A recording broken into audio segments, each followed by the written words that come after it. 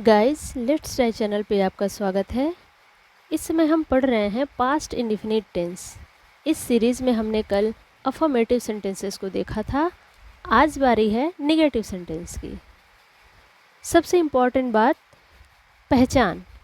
Past indefinite tense की लगभग सबकी पहचान एक ही है, या तो आ ई ए।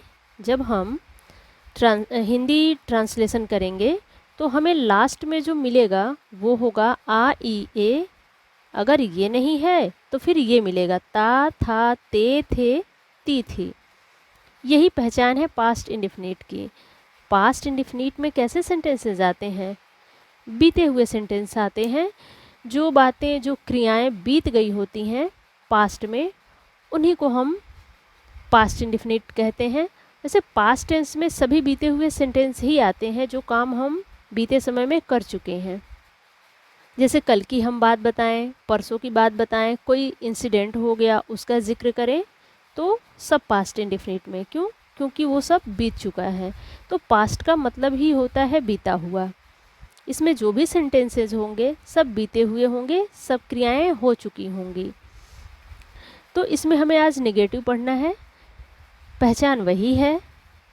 जो अगली चीज़ है वो है कि ये ध्यान देना है, सभी नाउन्स और सभी प्रोनाउंस के साथ, यानी सभी तरह के प्रोनाउंस के साथ और नेम के साथ यानी नाउन के साथ वर्ब की सेकेंड फॉर्म लगती है। वर्ब की सेकेंड फॉर्म लगती है। लेकिन ये अफर्मेटिव का, ये जो रूल है, अफर्मेटिव का रूल है, जानना ज़रूरी है कि पास्ट इंडिफिनिट टेंस में सभी नाउन और प्रोनाउंस के साथ V2 लगता है, वर्ब की सेकेंड फॉर्म लगती है। लेकिन उसके नीचे जो उसके बाद महत्वपूर्ण चीज़ है वो ये है कि जब डिड का प्रयोग होगा, यानी डिड का यूज़ होगा, उस सेंटेंस में V फर्स्ट हो जाएगा। बस इतना याद रखना है कि डिड का यूज़ होने पर V2 जो है V फर्स्ट में कन्वर्ट हो जाएगा। ऐसा नहीं हो सकता कि डिड भी यूज़ हो और V2 यूज़ हो। V2 यूज होगा पास्ट इंडिफिनिट में, लेकिन कब? जब डिड नहीं होगा उस सेंटेंस में, तब। जब डिड यूज हो जाएगा, चाहे वो इंट्रोगेटिव हो या निगेटिव हो, किसी भी तरह से अगर डिड यूज हो गया तो वी फर्स्ट यूज होना ही होना है। बस इतना हमें ध्यान रखना है। आगे बढ़ते हैं, स्ट्रक्चर देखते हैं। Subject, subject plus did not plus verb की फर्स्ट फॉर्म प्लस ऑब्जेक्ट आएगा, और उसके बाद जो बचे हुए जिनको हम अदर वर्ड बोलते हैं वो आएगा। Subject plus did not plus V first plus object plus other word. अब बनाते हैं।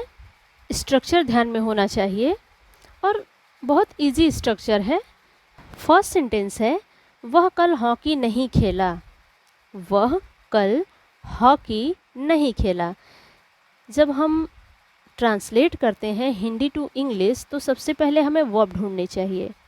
वर्ब बहुत इम्पॉर्टेंट होता है, इसलिए वर्ब ढूंढा जाता है।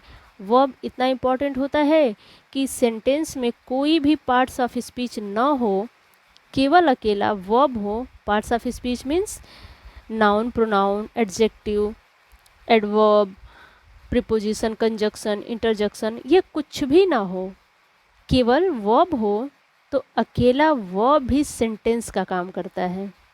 इससे हमें वर्ब की इम्पोर्टेंस पता चलती है कि वर्ब कितना इम्पॉर्टेंट होता है। जब वो अकेला आकर एक सेंटेंस क्रिएट कर सकता है तो मीन्स वो बहुत महत्वपूर्ण है।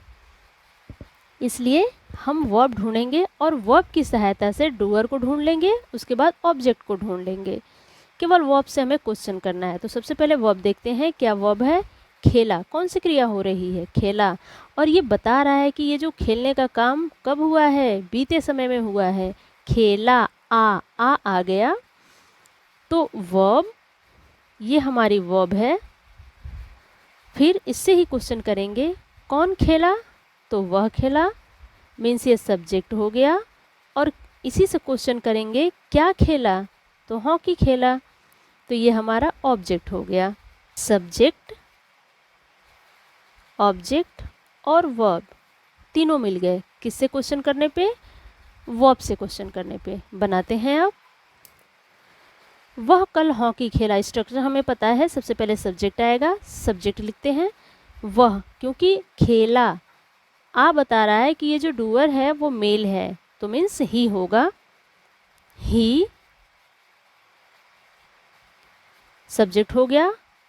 नहीं, नहीं देखना है क्योंकि हम नेगेटिव पढ़ रहे हैं, तो नहीं के लिए did not, he did not, he did not V first. खेला का मीनिंग प्ले, और प्ले का कौन सा form, first form, because did use हुआ है। He did not play hockey,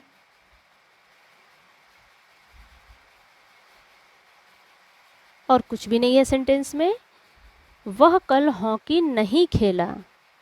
he did not play hockey yesterday, sorry yesterday बचा हुआ है, कल, बीते हुए कल की बात हो रही है। कल दो तरह का होता है, एक तो आने वाला कल जो फ्यूचर में यूज होता है, और ये है बीता हुआ कल, पास्ट का कल है, तो yesterday. He did not play hockey yesterday.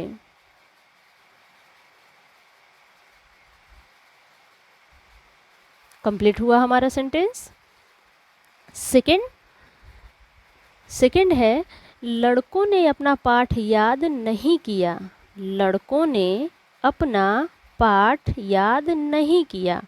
Verb ढूंढिए, कौन सा काम हो रहा है, याद करने का काम हो रहा है, मतलब नहीं हो रहा है, नेगेटिव है ना, तो याद करने का काम नहीं हो रहा है, हमें वर्ब मिल गई। फिर कौन ये काम नहीं कर रहा है, तो लड़के नहीं कर रहे हैं, सब्जेक्ट मिल गया। और क्या नहीं कर रहे हैं, तो अपना पाठ नहीं कर रहे हैं याद, तो ऑब्जेक्ट मिल गया। बस अब बनाना है। लड़कों ने, लड़कों ने का क्या मीनिंग होगा, द बॉयज,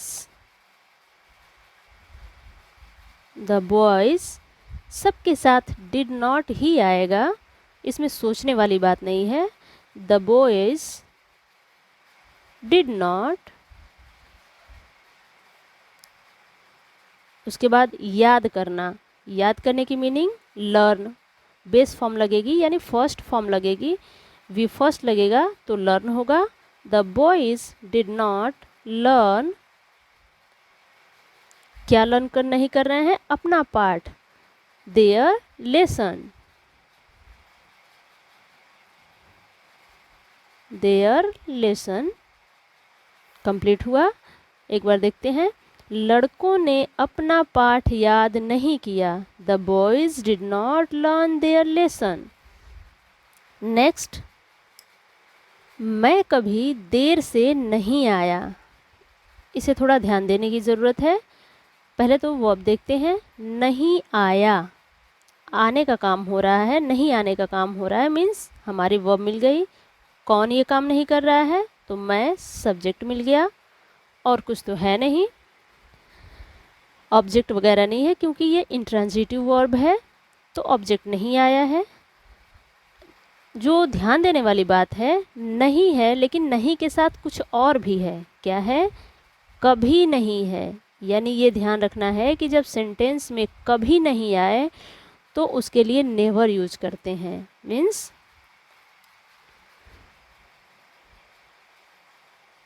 कभी नहीं की मीनिंग होती है नेवर।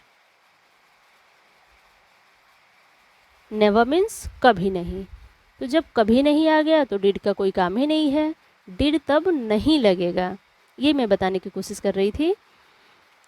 तो बनाएंगे, मैं की मीनिंग आई, नेवर। अब बताइए कौन सा फॉर्म लगेगा, नेवर यूज हो गया, लेकिन वर्ब की कौन सी फॉर्म लगेगी। हमने पहले ही बताया था कि जब डिड यूज होगा तभी वी फर्स्ट लगेगा। अब डिड नहीं आया तो फिर V2 लगेगा। आई नेवर केम, आई नेवर केम, मैं कभी देर से नहीं आया, I never came late.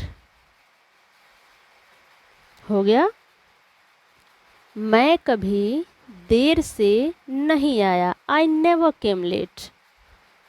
V two क्यों लगा है, वर्ब की सेकेंड फॉर्म क्यों लगा है, क्योंकि डिड का यूज़ नहीं हुआ है तभी लगा। अगर डिड यूज़ हो जाता तो फिर ये वी फर्स्ट हो जाता। आगे बढ़ते हैं। नेक्स्ट है चपरासी ने घंटी नहीं बजाई। चपरासी ने घंटी नहीं बजाई, कौन सा काम नहीं हो रहा है, घंटी नहीं बजाने का। तो वर्ब मिल गई हमारी, किसने ये काम नहीं किया, चपरासी ने। डूअर मिल गया यानी सब्जेक्ट मिल गया। और क्या नहीं बजाई, तो घंटी यानी ऑब्जेक्ट मिल गया। और ऑब्जेक्ट मिल जाने से ये वर्ब हमारी पहचान हो जा रही है कि कौन सी वर्ब है, ट्रांजिटिव वर्ब है, क्योंकि ट्रांजिटिव वर्ब के साथ ही ऑब्जेक्ट आता है। अब बनाते हैं चपरासी। चपरासी की meaning the peon did not, क्योंकि कभी नहीं का कोई जिक्र नहीं है तो डिड नॉट। घंटी बजाने की मीनिंग क्या होगी, डिड आ गया तो वी फर्स्ट होगा। बजाने की मीनिंग रिंग द बेल। चपरासी ने घंटी नहीं बजाई, the peon did not ring the bell. Complete हुआ। नेक्स्ट देखते हैं। उसने अपने पिता को एक पत्र नहीं लिखा, कौन सा काम नहीं हो रहा है, पिता को पत्र नहीं लिखने का काम हो रहा है। नहीं लिखा यानी हमारी वर्ब मिल गई। कौन नहीं कर रहा है ये काम, उसने, सब्जेक्ट मिल गया। और क्या काम नहीं हो रहा है, तो पत्र, एक पत्र हमारा ऑब्जेक्ट हो गया। पिता को, ये भी ऑब्जेक्ट ही है, ये भी ऑब्जेक्ट है, डायरेक्ट और इनडायरेक्ट ऑब्जेक्ट है। बनाते हैं। उसने लिखा, आ बता रहा है कि जो डूअर है वो हमारा मेल पर्सन है, तो मेल पर्सन है तो ही डिड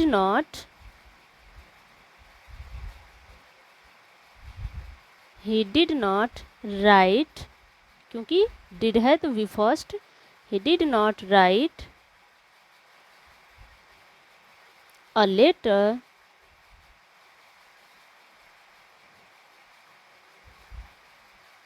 लेटर किसको नहीं लिखा, टू हिज फादर।